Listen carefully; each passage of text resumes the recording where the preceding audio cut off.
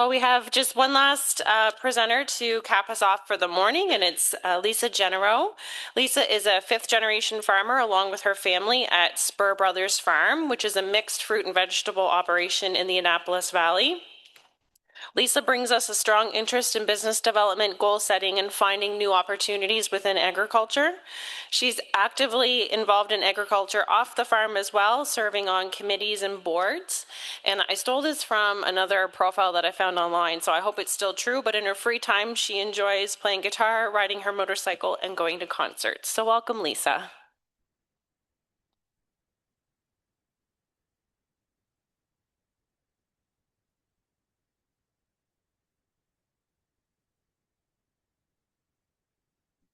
Good morning. You guys are a very quiet crowd. And so as I was sitting there listening to some of these presentations, I thought to myself, I need to understand blueberry growers better. So I thought I need to know what the mood is of the industry and where your heads are at right now. So I need everybody to stand up for a second while I'm getting settled. Just stand up. Plus, you guys are hardcore. 9 o'clock to 12:15, no break. Man, crazy. Okay, so I am still trying to get set up here, but so this is what I want to know. 0, I don't want to see another blueberry in my entire life. Or 10, I love everything about this industry and it is just going to get better and better. Now, when you hit your number, I'm going to start at 1, which remember, 1 is no blueberries, done with blueberries. Maybe I'll go plant some apple trees. And then 10 is like, you're riding high. Not high, but you know, high. So we'll start with 1. When you hear your number, I want you to sit down and I want you to be honest. Like, don't be looking at your neighbor or your friend or whatever. Be honest about where you're at in this industry, because that is part of the solution for you and your farm. So let's start with 1, 2, 3, 4, 5. I can see there's starting to be a little hesitation. 6, 7, 8, 9, 10. Well, you guys are doing great. You're just like sleepy or something. I don't know, but that's really good. Like, don't you guys feel excited about your industry? There wasn't even a 4 in there. Okay, let's get going here. Okay, I have one other thing that I wanted to do. Look, I drove for 2 hours, so I had lots of time to think on the way up. And then I added a bunch of stuff. Once I got here, I sat in the back and just started writing. So this is just raise of hands. This is easy. How many of you are actually blueberry growers? If you could just raise your hand. Wow, that is really good. Really good. I don't know how many blueberry growers there are, but when I pulled in the parking lot and I saw all the trucks, and I was like, how many people are here? Like, I thought this was gonna be like 50 people and just like small, but anyway, so that's really good. How many people here are researchers? Few? Great. And how many people here like to take my money? Chem dealers, equipment dealers, bankers, FCC, Farm Loan Board. We love you. Blair, don't get upset back there. Don't get upset. It's okay. We appreciate the sponsorship. Good. Just wanted to kind of get a sense of how many people were actually blueberry growers in the room. Okay, so let's get going. I am not a speaker by any stretch of the imagination. I am a farmer. So this is, I don't do this very often. So anyways, just bear with me, have lots of patience. So my name is Lisa Jenereaux, and I am from Spurr Brothers Farms in the Annapolis Valley.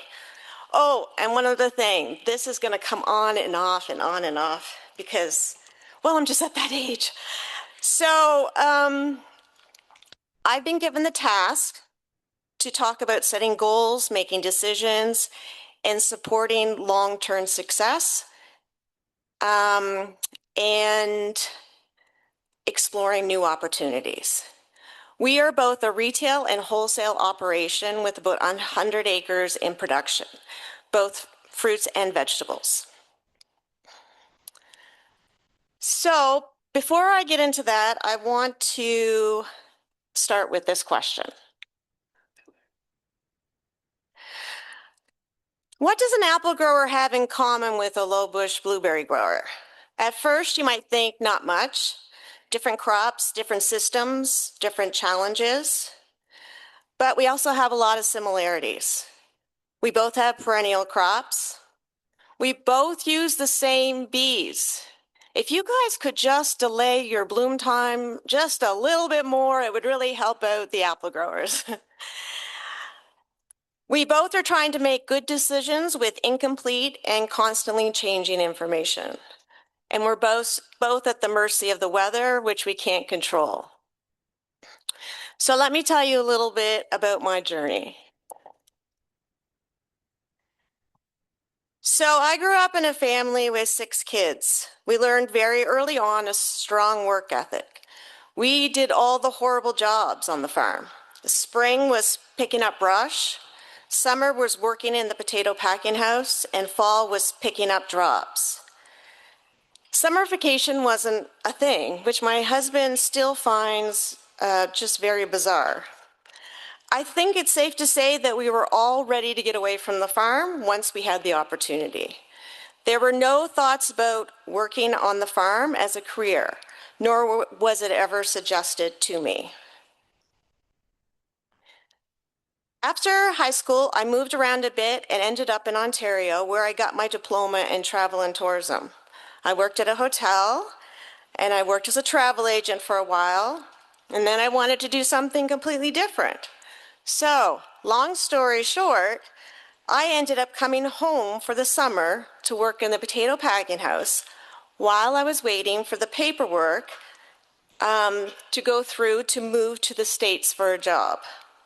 The paperwork never came through, thankfully. So I finished the summer with the potatoes and worked at Scotian Gold doing their apple intake in the fall. At the end of that year, our orchard manager of the farm decided to move on, and my dad and uncle asked me if this would be something that I would be interested in. At first, I said absolutely not. It was not on my radar, and after they talked about it more, though, I started to think maybe I should try it. I said I would give it 1 year.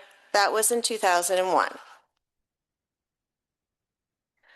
I have no formal training in agriculture and knew basically nothing about it when I started. I didn't even know how to drive a tractor. So I surrounded myself with the best in the industry.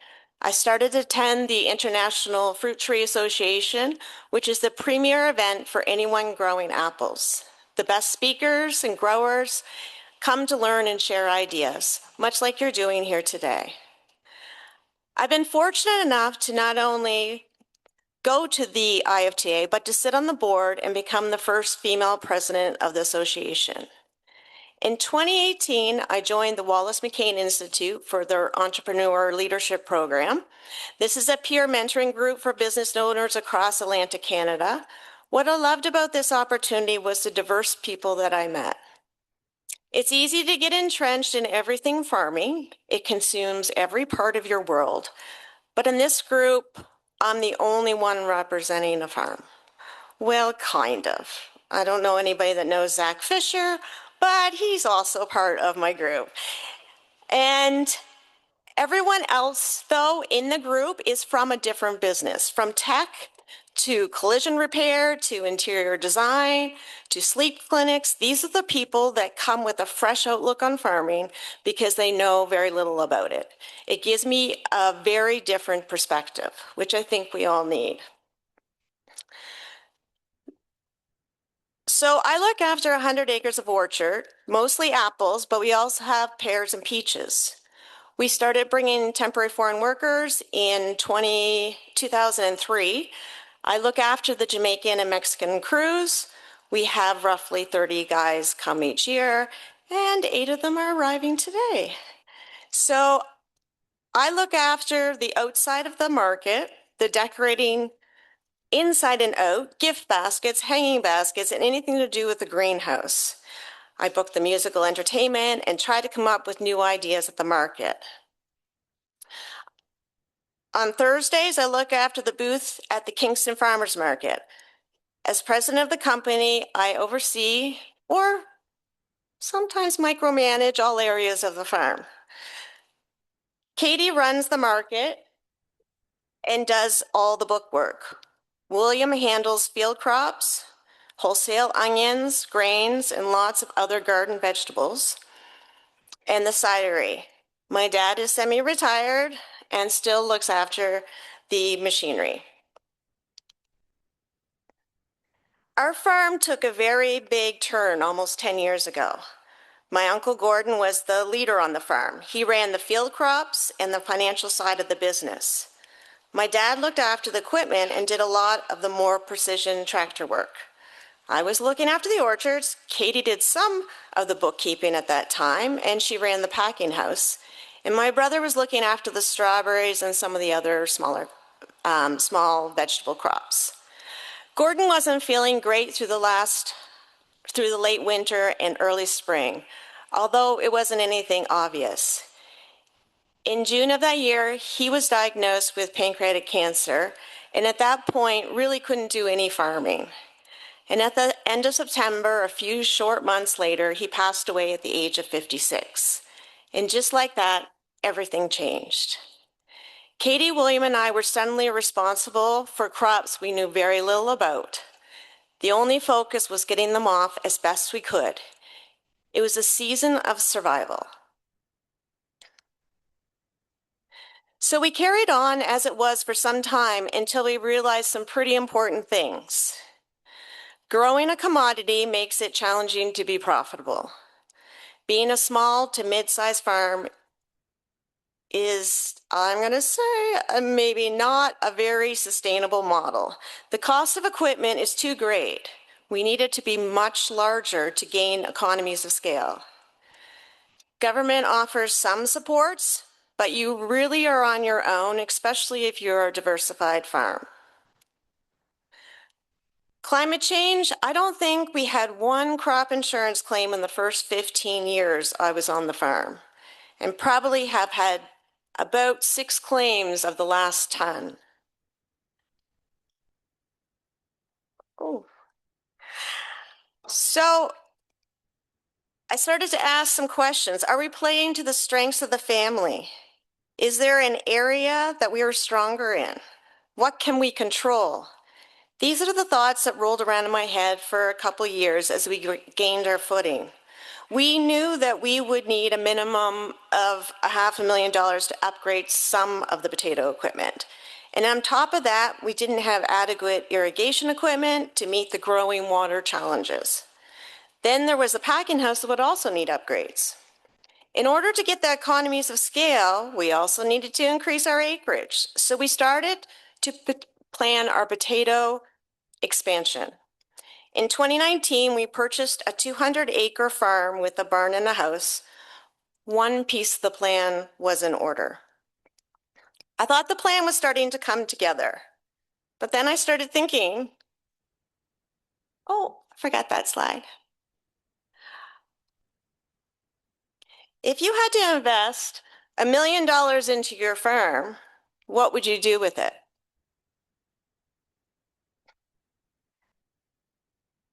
What was that?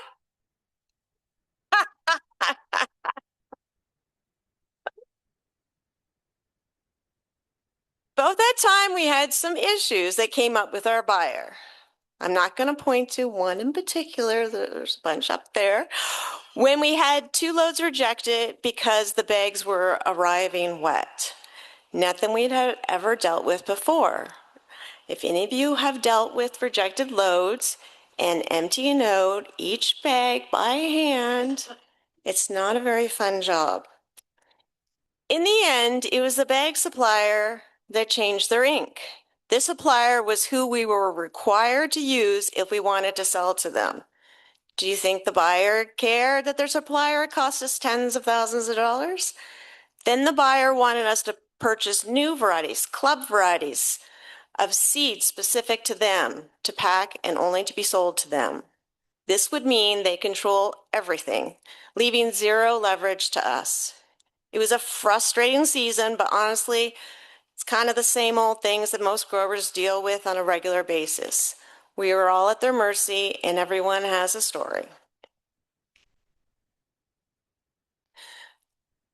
There was two things that were kind of behind the scenes quietly working, but they were becoming increasingly important to us. One, we always had people stopping by the farm to buy apples and potatoes. About 8 years ago, we had built a very small addition of offices and a lunchroom and a very small 400 square foot store. We started selling more than just what we were known for, apples and potatoes, but now we were selling our strawberries and raspberries, peaches, pears, garlic, corn, and we were slowly adding some products of other growers we knew. Second, my brother had been experimenting with hard cider, first on his own, and then in 1,000-liter totes, and then that turned into a product to be sold in 2021. We thought this was a great complement to our little market. So something turned the tide about a year after buying the new farm property. We realized maybe our farm shouldn't stay the same.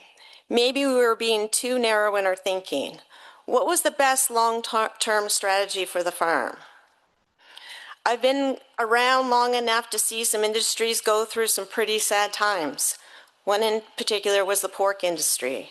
Watching these growers struggle to survive has stuck in my head over the last 20 years.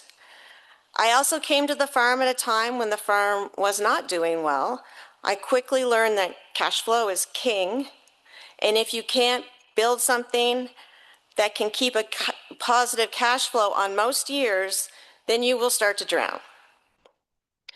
Probably the biggest lesson I learned from seeing very tough times for farming industries is make decisions before they are made for you.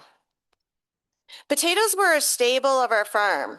It contributed to our overhead. It was what we were known for. It was our legacy, so to speak. Potatoes had huge implications for our financial health. Were we losing money? Sometimes, but not a lot. Were we profitable? Sometimes, but not a lot. Did we do well enough to support major upgrades and expansion? I guess we will never know because we went from 200 acres to 10 acres and only servicing our local stores and our own market. And we built a cidery, market, and agritourism business. So let's talk about goals. Too many rules with goals. I know they are supposed to be measurable, but I have some that are and some not so much. I've been told they should be practical, but that sounds boring to me. I want to shoot higher than what anyone thinks is possible. I have all these goals and future aspirations of the farm and market, but I didn't realize how important it was to say them out loud. I had no idea how surprising my thoughts were to my cousin and brother. I guess I probably should have known. There's a lot of crazy thoughts going on in here. So what were our goals? Some are measurable and some are vague, and that's okay. First of all, do something that we all enjoy doing. That makes you want to get out of bed in the morning and get to the farm. I always said that if I didn't enjoy what I'm doing, I'm moving on. To move the farm in a different direction, we all had to be in it together. We all have our separate areas, but building towards the same goal. We need to financially survive. I knew cash flow was going to be very tough for a couple of years. Losing potatoes means other areas had to contribute more to the overhead. If we could get through those first couple years, then I would feel more confident about the future. This is measurable because there is no foreclosure sign on the farm yet. I had very clear financial benchmarks for the market and cidery and the amount of revenue it should generate. The first 2 years were all about driving sales. This is easily measurable as you set a target and see if you hit it. The third year, which is this year, is to work on our profit margins. What percentage of profit do we want to see increased? Our year end is this month, so many goals will be assessed soon. So let's talk about reality versus Instagram. I can put up, and I will, beautiful pictures of our farm and market that make it seem like we have it all together. So what does having it all together look like over the past 3 years? The market was a delay of 2 months of opening. That's 2 months of lost sales. We lost our wholesale carrot market because our packer sold their operation, which also meant that we had to find a new packer for our onions wholesale. Having poor crops due to weather events, apples and onions were hit, besides all the other smaller fruits and vegetables we grow. Having to restructure some of our finances in order to get through a year of negative cash flow because of crop failures. Grain field catching on fire, and we had 2 other small fires on our property. I swear I'm not trying to burn things down, and if there is one building I would love to see go up in flames, I get it, I know. I did not say that, and you did not hear that, but you know how you have those buildings on your farm and it's just more work and hassle and it just sucks up money trying to keep it in half decent shape? That's the one that needs to go. So running out of water for the crops, not enough drainage because of too much water, burnout or almost. We all have to keep the areas of our farm going well as we also pour all this energy into the new market and cidery. In my case, the 100 acres of orchard did not get smaller. But now I have events to run, hanging baskets to plant, landscaping to look after, new products to investigate. It's a lot for all of us. So this is what things look like now. We have a farm market that we sell our products as well as other local products. We have cider on tap, fresh donuts, and ice cream. We have live music once per month and twice per month in the summer. We can generally have 100 to 200 plus people. We have paint nights, kids crafts, Halloween events, cider tasting. We have a food truck come on music nights. We have a playground. We have you pick apples, pumpkins, and flowers and strawberries. We just finished enclosing our pavilion temporarily to extend our season outside of the main market. We host school groups, 4-H guides, and many agriculture organizations. And we are members of Harvest House. And of course, like I said before, we also go to our local Kingston Farmers Market. So where are we going? I like having more control over my business. It used to be good enough to diversify your crops as a type of self-insurance. I don't believe that model works anymore, nor does the government support that model. And I know I was just talking to someone going to meetings for Agri Stability and Agri Invest. I said, good luck. Because if you are a diversified farm in this province, Agri Stability does not work for you. I don't believe that model works anymore, nor does the government support that model, but I'll try to leave the politics aside. Going forward, we will not rely on diversification on things that the weather can affect. I plan to build out the agritourism side of the business much more over the coming years. I want to focus on areas of our entire business that has the potential for the most profit long term and get rid of anything dragging us down. So how do we do that? First, we need to look and start treating our farms as a business There's a lot of baggage on farms from generational passing it down. I use that term loosely, as many people that are the next generation actually pay for the farm. This should be seen as a transaction, not a requirement to keep things the same. Farms should not be about propping up family members, keeping the legacy alive, protecting people's perceptions, or keeping things the same. I'm grateful for the farm, but I would also sell the farm if it was the right decision. The moment you free yourself from these constraints, the more opportunity there will be. Second, the risk needs to be shared with partners that have the same vision. I'm fortunate that I have two family members that are invested in moving the farm forward in a new direction. We have great respect for each other, and that keeps things moving in a positive direction. Does that mean we don't drive each other crazy? Oh my goodness, I'm working with my brother. We all have our issues. William is the move ahead and think later person. Paperwork is the drudgery of his life.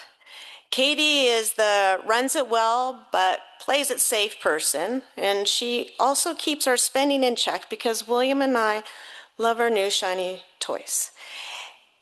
And I think it's obvious I'm perfect. I'm the one that plans things in my mind and then throws it out there for us all to execute without any warning. But despite all the flaws we all have a passion for farming and our community. Third, education is top priority. This was at the Ontario Fruit and Vegetable Conference this year, and the more you know. Is everybody old enough to know what that is? Yeah? Okay. If you aren't spending time learning new things and pushing yourself, then you will slowly fall behind. It's the drip effect. Be careful because at some point the bucket can't hold the water anymore. I encourage everyone to go to workshops and conferences and hopefully at least one out of the Maritimes. It isn't always easy to leave or inexpensive, but we have to make it a priority as much as anything else essential to the farm.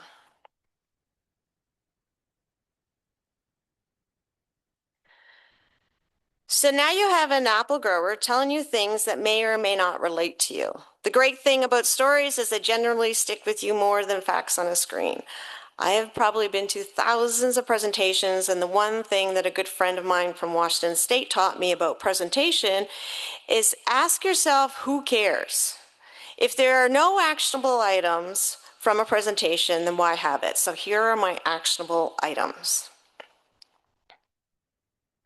I hate the term succession planning. It feels like it's been said so much that no one hears it anymore. So I'm calling it farm transition strategy for the smart people. And the let's not ruin Christmas plan for everyone else. So if you don't have a will and a shareholders agreement, you are setting your family up for failure. I know that sounds harsh, but your family has expectations on what happens to your farm. So if you do not have it legally down in writing and everyone doesn't know what it is, then you are opening yourself up to destroying relationships, and even more so if you aren't there to explain it. I am 100% confident that I would not be at the farm, and likely it would have been sold if there wasn't a good shareholders agreement in place. There was no protection in our shareholders agreement for those of us working on the farm, and honestly, we had to put a lot of sweat equity into it. Katie and I somewhat dragged our fathers into working on it, taking those succession planning overnight workshops that I believe the Federation put on in Debert. Does anybody remember? Did anybody else go to those? Led us to hiring someone to help us through the process. It wasn't an easy process. There are 6 siblings in my family and 3 in Katie's. But the 4 of us stuck with it and came to a decision on how the farm would move forward if something unexpected happens. That agreement was signed March 2016.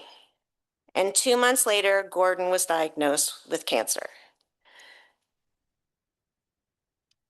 2, don't put constraints on your business. Just because you have always done something doesn't mean it will keep working, especially now. Do you remember when farming was a little more fun, a little less paperwork, less weather events, less government interference, less power from the buyers?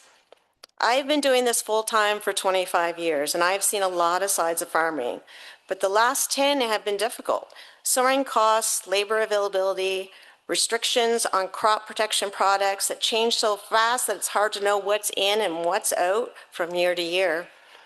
Lack of replacement parts, lack of in-stock anything, lack of knowledge in fixing anything, and the list goes on. If you haven't changed something in your business to help compensate for these changes, how do you think things will look on your farm in 10 to 20 years? Be okay to walk away. This is my brother just being kind of silly. He doesn't actually smoke. One of our tractor drivers smokes. So he just put the cigarette in his mouth and then I had to take a picture. It doesn't mean you should walk away, but if you don't fear it, then you're in the driver's seat. You love farming and want to continue? Great. Figure out how to keep it sustainable. Be creative. You love farming, but know it can't be your only source of income? Great. Do you have another area within farming to help spread the risk? Maybe a blueberry product, an agritourism experience, a farm market, a partnership with someone else. Do you love camping? Open a campground with awesome trails for biking or for four-wheeling. Buy a property to Airbnb or rent out. Don't spend your life thinking about things you could have done or wish you had done earlier. Set one simple goal this year, something measurable, 15% increase in yields, 15% decrease in chemical costs, 15% decrease in labor costs, a new signed updated shareholders agreement and will, a business plan completed for a new idea you have, losing 15 pounds by the end of the year, working out for 15 minutes 3 times a week, taking every Sunday to spend with the family. Pick one, tell someone, and be accountable. Thank you for inviting me here today, and I hope the rest of your meetings go very well. Thank you.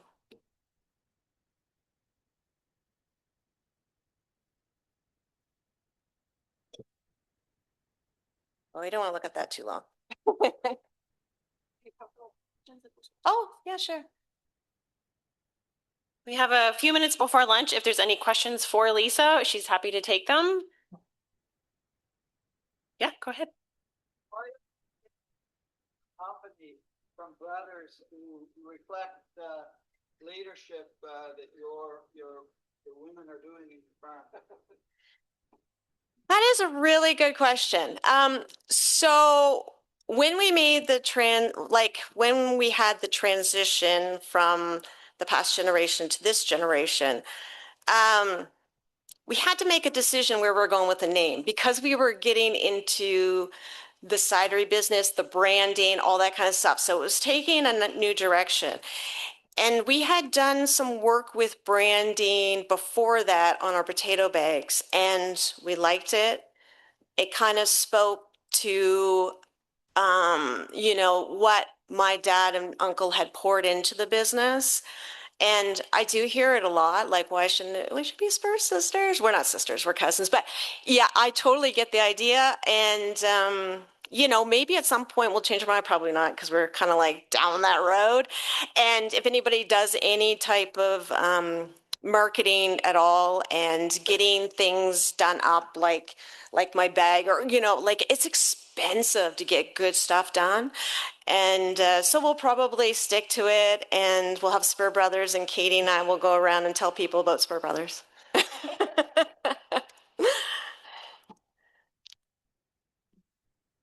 Good. Thank you.